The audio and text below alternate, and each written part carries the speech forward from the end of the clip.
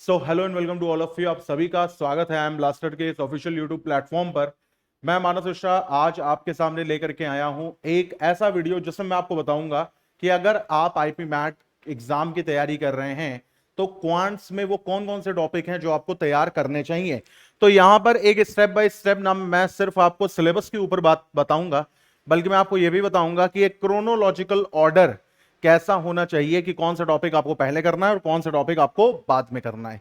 So everything is working fine, okay. And last में हम आपको ये भी बताएंगे कि इस पूरी तैयारी में मैं और जो टीम है हमारी वो आपकी कैसे मदद कर सकती है। सॉरी, तो बिना कोई समय गवाए चलो आज का सेशन शुरू करते हैं। तो भाई क्वांट्स के लिए अगर आपको तैयारी करनी है, जैसा कि आप जानते हैं कि अगर आईपी मैट इंदौर हो तो 30 क्वेश्चंस एमसीक्यू आपको देखने को मिलते हैं। किससे? क्वांटिटेटिव एप्टीट्यूड से।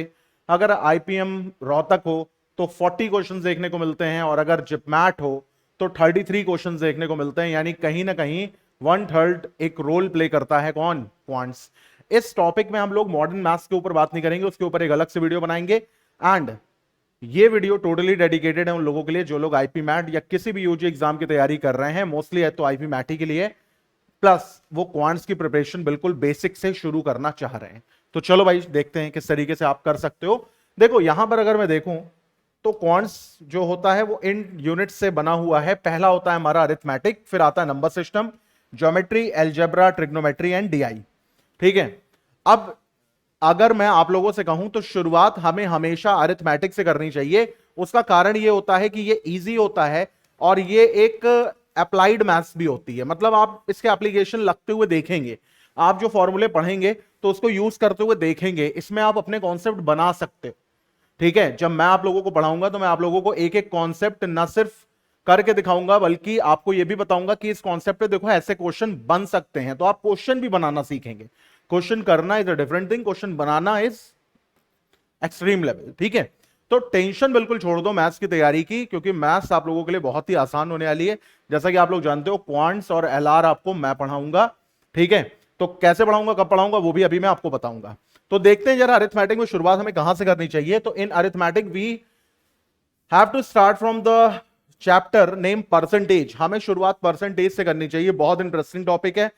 थोड़े बहुत फंडे हैं, छोटी मोटी कैलकुलेशन है, और अगर चीजें आपको याद हो गई, आपके मन में बैठ गई, आपका थॉट डेवलप हो गया, तो सिर्फ परसेंटेज सीख करके आप बहुत सारे चैप्टर के अप्रोचेस को सीख सकते हैं। जैसे कौन से चैप्टर के अप्रोच को आप सीख सकते हैं? तो परसेंटेज आप दिल से सीखिए, मैं सिखाऊंगा आपको, और उसके बाद आपको बताऊंगा कि परसेंटेज का इस्तेमाल आप रेशियो एंड प्रोपोर्शन में कैसे कर सकते हैं। यानी चैप्टर एक, फायदे अनेक। ठीक।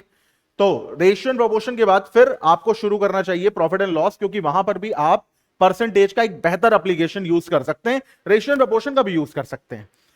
फोर्थ नंबर पे आपको रखना चाहिए मिक्सचर एंड एलिगेशन, क्योंकि मिक्सचर एंड एलिगेशन अगर ratio, proportion, percentage, profit and loss आपको आता है तो मिक्सचर एंड एलिगेशन आप शुरू कर सकते हैं। आपको लगेगा वही सेम चीजें, वही सेम एस्पेक्ट हमको यूज करने को मिल रहा है। जो एप्लीकेशन आपने वहां लगाए तो वही एप्लीकेशन आप यहां पर लगाएंगे। नेक्स्ट अगर मैं देखूं तो फिर आपको एवरेज शुरू करना चाहिए और उसके बाद एजेस शुरू करना चाहिए। बहुत इजी चैप्टर है, बहुत कैलकुलेशन आपसे डिमांड नहीं रखता है। कुछ कॉन्सेप्ट्स हैं, कुछ फंडे हैं, अगर वो आपको याद हो गए तो आप समझ बहुत आराम से एवरेज और एजेस के क्वेश्चन आप कर लेंगे। फिर मैं देखूं तो पार्टनरशिप आपको शुरू करना चाहिए, followed by CI and SI, यानी कि compound interest and simple interest. फिर यहां पे एसटीडी है, कुछ और मत समझ लेना। एसटीडी मतलब स्पीड, टाइम एंड डिस्टेंस आपको शुरू करना चाहिए। स्पीड, टाइम एंड डिस्टेंस थोड़ा बड़ा टॉपिक है, तो ये टाइम लेकर के आपको पढ़ना चाहिए, लेकिन इंटरेस्टिंग है। स्पीड, टाइम एंड डिस्टेंस के कॉन्सेप्ट जो हैं वो बहुत अच्छे होते हैं, और क्वेश्चन जो है वो बहुत वैरायटी के से आपसे पूछा जा सकता है। फिर आपको पढ़ना चाहिए बोट एंड स्ट्रीम्स, क्योंकि स्पीड, टाइम एंड डिस्टेंस के तुरंत बाद आप बोट एंड स्ट्रीम पढ़ सकते हो। सेम फंडामेंटल है, सेम कॉन्सेप्ट है, कुछ एक दो चीजें अलग है आप स्ट्रीम एंड डाउन स्ट्रीम करके। लास्ट में आपको शुरू करना चाहिए टाइम एंड वर्क, अगेन एक बहुत ही इंटरेस्टिंग टॉपिक है, एंड फॉलोड बाय वेजेस। तो ये टोटल 11 टॉपिक आपको अरिथमेटिक में इसी क्रोनोलॉजिकल ऑर्डर में आपको करने हैं। जब आपका अरिथमेटिक खत्म हो जाए तो आप शुरू कर सकते हैं नंबर सिस्टम। नंबर सिस्टम भी एक एक्सट्रीमली इंपॉर्टेंट टॉपिक है और इजी है, बहुत ज्यादा टफ नहीं है, लेकिन हाँ बहुत बड़ा है। इसके अंदर बहुत यूनिट्स आती हैं, तो कुछ काम की यूनिट्स हैं जो आपको पढ़नी है। वो है आपकी रिमाइंडर के बाद आप पढ़ सकते हैं एचसीएफ एंड एलसीएम, बहुत इंपॉर्टेंट है, इससे क्वेश्चन बनते ही बनते हैं। ठीक है। फैक्टोरियल आप पढ़ेंगे, उसके बाद फिर आप यूनिट डिजिट देखेंगे, फिर आप प्रॉपर्टीज ऑफ अ नंबर पढ़ेंगे कि एक नंबर की क्या क्या प्रॉपर्टीज होती हैं, इसके ऊपर कैसे क्वेश्चन बने ये आप पढ़ेंगे। सर्ट्स एंड इंडाइसेस आप पढ़ेंगे उसके बाद। फिर सिंप्लीफिकेशन, ये पूरा का पूरा टॉपिक प्रैक्टिस का है, जिसको बोर्ड मास आता है वो कर लेगा इसको। फिर आज सक्सेसिव डिवीजन पढ़ेंगे, डिविजिबिलिटी रूल पढ़ेंगे, कॉन्सेप्ट ऑफ फैक्टर पढ़ेंगे, cube, square and cube root and square root आप पढ़ेंगे।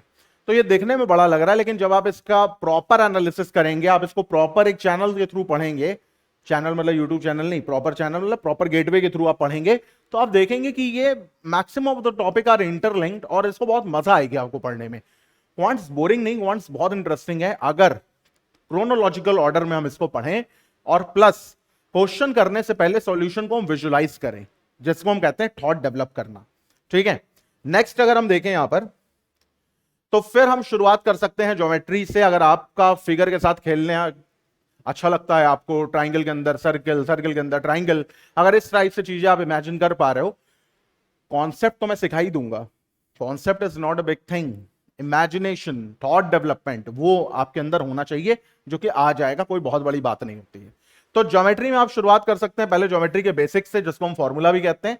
फिर उसके बाद एंगल्स आते हैं आपके, लाइन आते हैं, पॉलीगन्स आते हैं, कोऑर्डिनेट ज्योमेट्री आता है, हाइट एंड डिस्टेंस आता है, इंपॉर्टेंट है, सर्कल आते हैं और मेंसुरेशन आते हैं, mensuration both 2D and 3D, तो ये भी इंपॉर्टेंट है आपके लिए।